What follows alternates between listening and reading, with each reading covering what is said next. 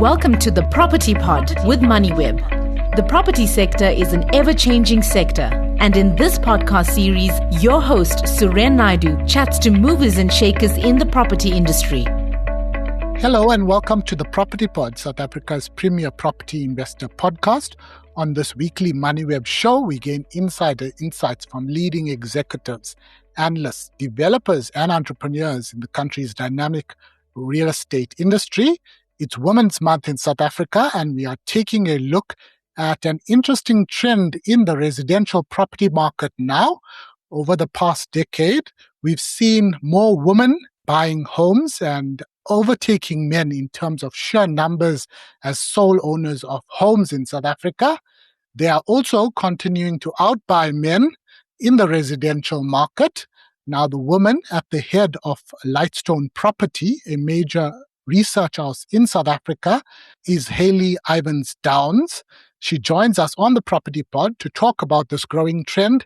Hayley has been on the podcast before, but it's been a few years, and she's managing executive for real estate at Lightstone to get her title 100% correct.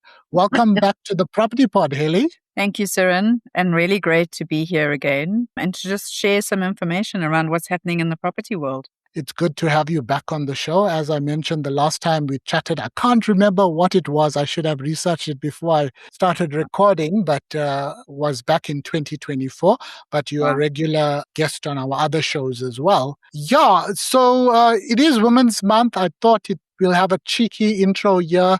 You know, there's a lot of patriarchy in South Africa, in our traditional, communities as well. But, women are taking ownership, one could argue, in the residential property space, and that women ownership of properties has surged. Lightstone has been on top of this research. It's not the first time that it's looked into this trend. Can you share a little bit of what your latest data is showing, Hayley? Sure. It's been really interesting. We've obviously seen an increase in women ownership over the years. And we've reached a point now where we're seeing sole ownership, which is really where a woman owns a property on her own, is 52% more than a man owning a property on his own. So we're definitely starting to see the shift of that happening within the kind of the buying pattern of female-male. Also, interestingly enough, it's across property values are the same, 1.2 million on average. So there's no real big difference there. Interesting, though, is the age at the first purchase, which is the females at 44 and the males at 40. So maybe a bit of older opportunity for the females, but still kind of driving the number to be kind of sitting at 52%, which is more than the men. Now, I looked at that release that you had. It's around 100,000 difference, around 1.4 million female owners versus 1.3 million male. This is purely residential. This excludes investors and other property types. Hey, absolutely. It's just residential. So Lightstone focuses on residential. So yes, that's residential. Now, what do you think is behind this trend? Is it more a case of more women having jobs these days and greater financial independence? Or is it just a case and a joke, maybe, that women are better with their money? So I think it's a combination of all of that. I think it's a combination of greater financial independence. You know, there's equal opportunity on the job market, workforce participation. There's growth for women to be kind of leveraging their knowledge and kind of growing that corporate ladder. And then financial planning as well in terms of combination. And I think also just driving a lot of this is also lifestyle. We all know that owning a property and owning a home sits very much with a woman in the sense of kind of creating that home space. So, yeah, I think it's a combination of all of that. It's almost the strength of a woman coming through. Now, based on buying trends, this is likely to continue because that the woman part of the market, as it were, is continuing to do so. You know, is it a case it's pretty much going to continue? I know that there is the other little interesting bit that, women do make a slightly larger part of South Africa's population, and that could potentially also be a contributing factor.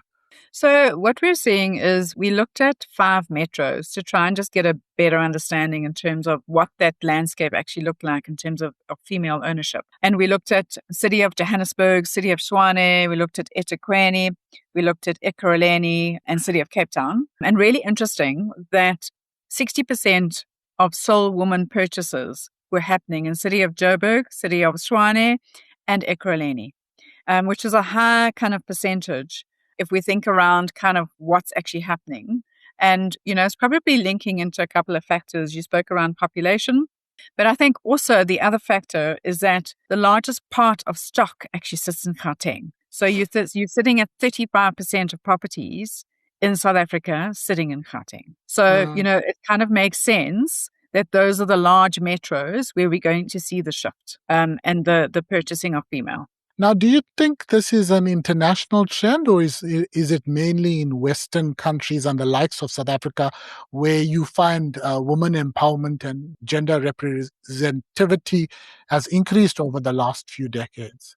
So we did a bit of research on that because, the interesting thing that we've done just in correlation to this is we were trying to also understand the age of the first-time home buyer. Now, the age of the first-time home buyer at the moment is sitting at about 39, 40. Interestingly enough, it's very similar across the UK and the US markets. When we went to go and do a bit of research on the female ownership side, it was actually vastly different across the different countries. And so the US, what we found was that unmarried women made up 58% of single homeowners. So actually really high as well in terms of the US. But the UK was 41 to 47%. So under the 50% mark, which was also interesting. And then Australia, just as a matter of interest, was a complete outlier. They had only 27% of residential properties owned by females. So really interesting just to understand the different dynamics across different countries. So we're probably sitting in between the UK and the US, where, we're above the 50%. Not quite at the 58% of the US, but possibly growing. It's very interesting what you say about Australia, but it might be a case, and I don't want to delve too much into it, it might be a case of, husband and wife buying a property jointly. Definitely, just in terms of affordability. Now, going back to Lightstone's latest research and report, what are some of the other trends? I see there is an element that talks to sectional titles being particularly popular amongst women or female buyers. Yes. And we see sectional title because I think is the value of the properties. And especially if you're buying a property on your own, it's around affordability that you've kind of got one income that you're presenting. And what we're seeing on sectional titles specifically is that for every 100 men owning a property, it's 130 women owners that own. So basically it's almost 100 to 130. So definitely more in the women's space, possibly linked to affordability, what you're actually paying for sectional title, because it's generally under your million or up to 1.2 million, which is affordable. And then we're also seeing, interestingly enough, in estates as well. So in estates, for every 112 women, there's 100 men. So also kind of very similar. Freehold, also still leaning towards women, 103 to 100. So it's really interesting just to see that. And I think then linking just into that as a matter of interest is the price dynamics of properties. So if we're looking at women under 35, they are buying properties of under $1 million. If we're looking at women 35 to 55, they are now edging into the 2 million range, and older is above. So we do see that trend happening.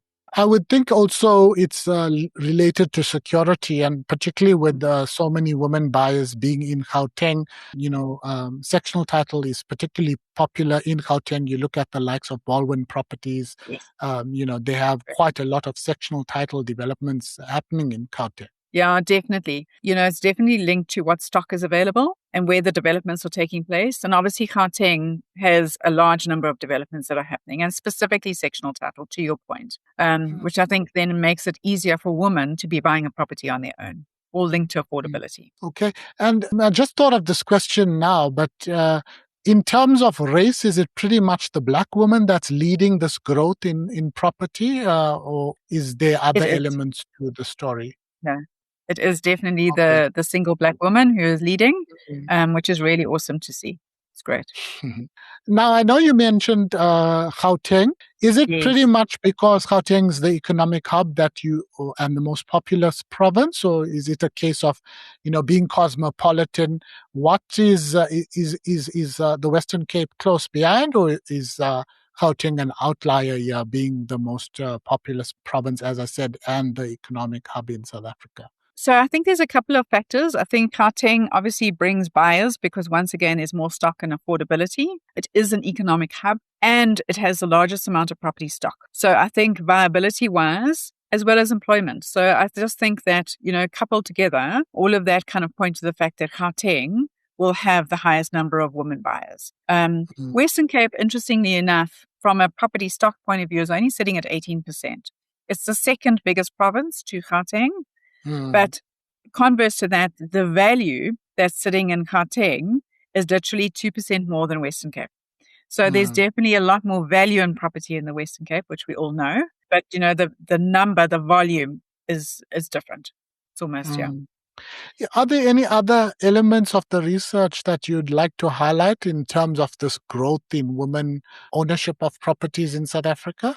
No, I think we've covered the majority of what we actually really found. I've spoken around the different price bands, which is always interesting. The age band, which is always interesting. So just something else on the age band was that up until the age of 30, we saw that men were the predominant buyer of properties on their own, sole buyers.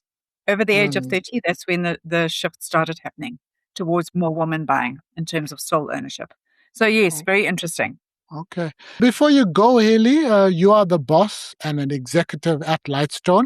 How long have you been in this role? A little bit about yourself and what's your take on women empowerment, especially at executive level? We know that, particularly during August, a lot of discussion is around the amount of executive level, gender representativity, particularly on JSE listed companies. Yours is not a JSE listed company, but you are an executive at Lightstone.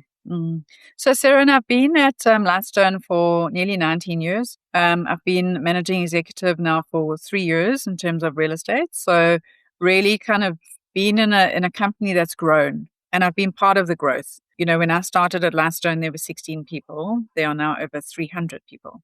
So it's really been a fantastic experience.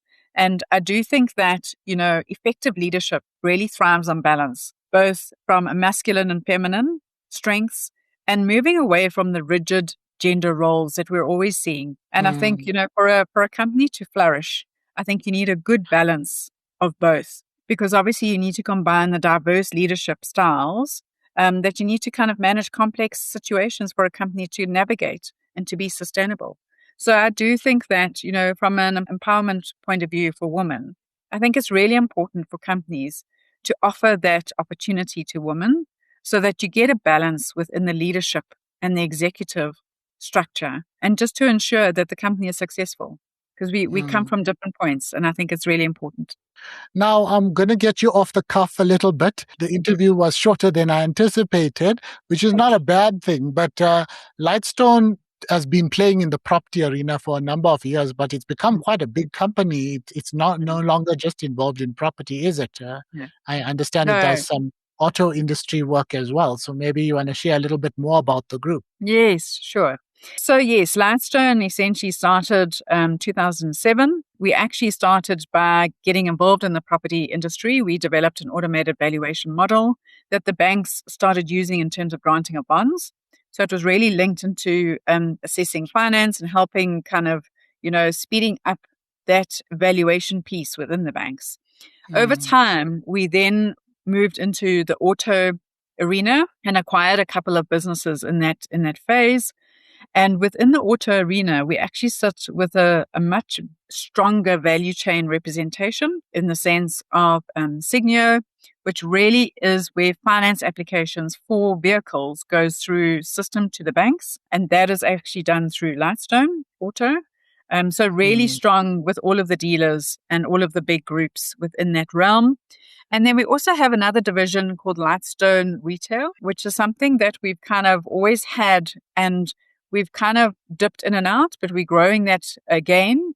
And it's really around working with retailers to understand, cannibalization, store representation, all of that component. And then also a little bit of dabbling into commercial property, but a very different landscape in terms of commercial and residential. But yeah, that's kind of the flavor under the Lightstone banner. We form part of a group holding called Coaxel, and under Coaxel is Lightstone, Paul's Financial Services, a couple of others. So yeah, it's become a really big company. I understand there's a agricultural link to the group from a family ownership perspective. I don't know if it's the Halls family, but it's a great South African story, and it's good, to see companies moving out of obviously it's happened over a long time, but companies that move from traditional industries to prop tech, one could argue. Yes, it's been really great. So Halls is our shareholder, and they obviously transitioned into different space. So they moved into more of a property arena in 2005, where they started looking at what else they could be doing besides agriculture. I think obviously we're all aware that there's always risk in having one type of business. And especially when you become kind of on the world stage of kind of providing produce across the world. There's a lot more different competition. So they obviously then diversified, and this is essentially where Lightstone was born. And they've also got a couple of other pharmaceutical initiatives. So yes, it's a very diverse company, which is really good. Haley, we will have to leave it there. Thanks so much for your time. That was Haley Ivins-Downs, and she is the Managing Executive for Real Estate at Lightstone Property. Thanks for listening to the Moneyweb Property Pod with Suren Naidu. To listen to more episodes, go to moneyweb.co.za or the Moneyweb app and follow Moneyweb News for daily updates.